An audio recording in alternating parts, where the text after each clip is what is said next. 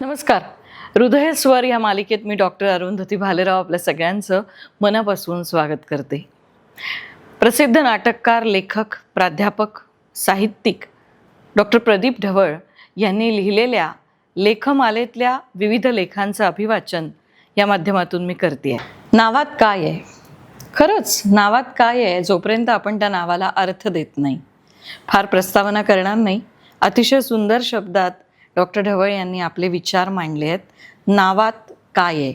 चला ऐकूया काय म्हणतायत ते. बघूया नावात काय आहे. गुलाबाला दुसऱ्या नावानं हाक मारली तरी त्याचा सुगंध तसाच राहील. शेक्सपियरच्या रोमिओ अँड ज्युलिएट मधलं हे अमर वाक्य 400 वर्षानंतरही तेवढंच ताजं वाटतं. पण खरंच नावात काय असतं?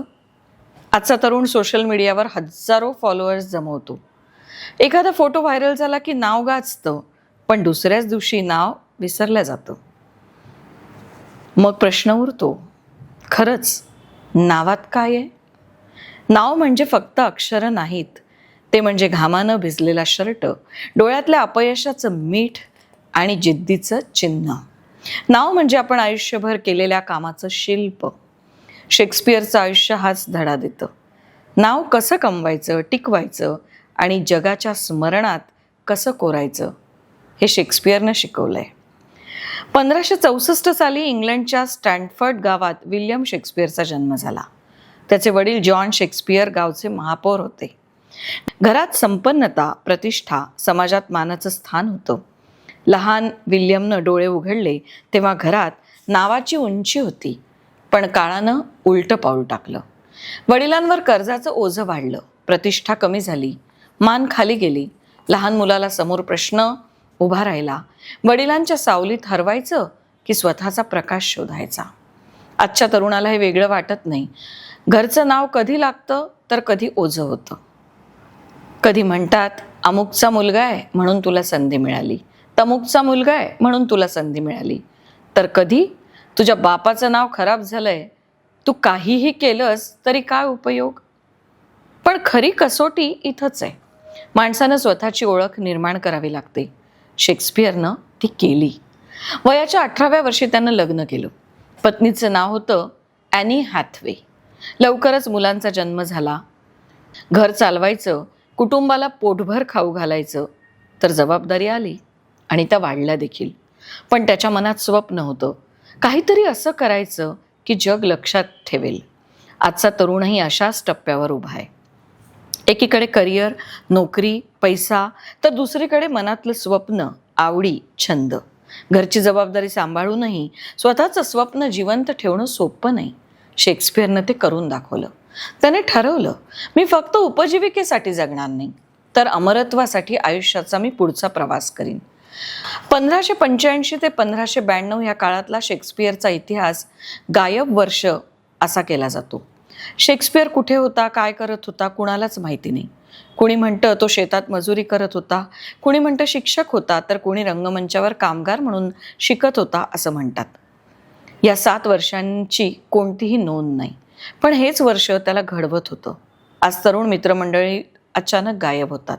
लोक म्हणतात हा दिसतच नाही, पण खरं म्हणजे त्या अंधारातच त्याचं आयुष्य आकार घेत असतं. शेक्सपियरनं गायब वर्षात स्वतःला तयार केलं. जेव्हा तो पुढे आला तेव्हा जगाला थक्क करून गेला. 1592 मध्ये शेक्सपियरचं नाव प्रथमच लंडनमध्ये गाजलं. पण ते गौरवामुळे नाही बरं, तर चेष्टेमुळे. एका लेखकानं त्याला उच्चभ्रूंच्या कामात शिरकाव करणारा गावठी असं म्हटलं. अपमान झाला, पण हाच अपमान त्याला प्रसिद्धी देऊन गेला. लक्षात ठेवा, वाईट प्रसिद्धीतही प्रसिद्धीच असते. लोक बोलायला लागले म्हणजे नाव तयार होऊ लागतं. आजही एखाद्या तरुणाचं पहिलं यश नेहमी गौरवानंच मिळतं असं नाही.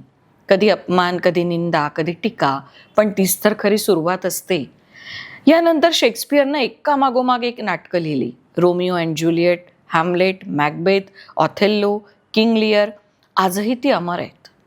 तो फक्त कथा सांगत नव्हता, तो माणसाच्या मनाचा आरसा दाखवत होता. प्रेम, मत्सर, लोभ, सत्ता, विश्वासघात सगळं त्याच्या लेखणीतून जिवंत झालं. तो रंगमंचावर जेव्हा येई तेव्हा प्रेक्षकांना फक्त नाटक दिसत नव्हतं, त्यानं स्वतःचं आयुष्य कसं घालवलं ते दिसत होतं. आजच्या तरुणाला जर शेक्सपियरचं यश समजून घ्यायचं असेल तर हे लक्षात ठेवा, कर्तृत्व नेहमीच माणसाच्या मनाला भिडलं पाहिजे. नाव कमावणं तुलनेनं सोपं असतं. एक व्हायरल व्हिडिओ, एक उत्तम प्रोजेक्ट, एक अनपेक्षित यश आणि नाव झटक्यात गाजतं. पण ते टिकवणं, सतत मेहनत, सतत नवनिर्मिती, सतत स्वतःला दुरुस्त करत राहणं. शेक्सपियरनं ते केलं. तो 1-2 नाटकं लिहून थांबला नाही. तो सतत लिहित राहिला, नवं सादर करत राहिला. म्हणूनच आज 400 वर्षांनीही आपण त्याचं नाव घेतो. आजचा तरुण म्हणतो, माझं नाव किती जणांना माहिती आहे? आणि उत्तर शोधतो तर काय, फॉलोअर्स, लाईक्स आणि सबस्क्रायबर्समध्ये. पण शेक्सपियरला कोणते फॉलोअर होते? ना इंस्टाग्राम, ना ट्विटर, ना यूट्यूब. तरीही त्याचं नाव जगभर गाजलं. कारण कर्तृत्व हे अल्गोरिदमवर अवलंबून नसतं, ते माणसाच्या मनावर कोरलं जातं.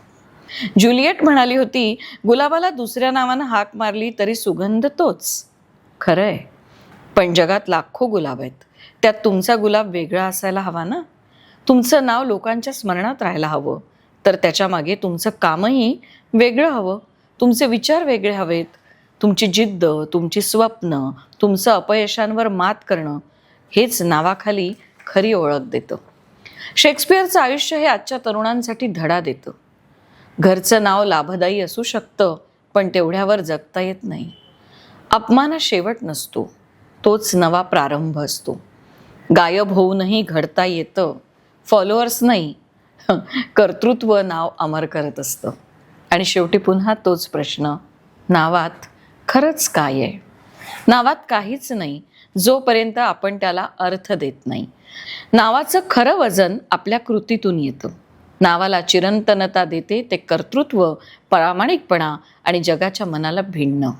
एक दिवस येईल जेव्हा कुणीतरी तुमचं नाव घेईल, फॉलोअर्समुळे नाही तर तुम्ही केलेल्या कामामुळे. आणि तेव्हा तुम्हाला कळेल, नाव म्हणजे फक्त शब्द नाही, तर आयुष्यभराची सही आहे. धन्यवाद.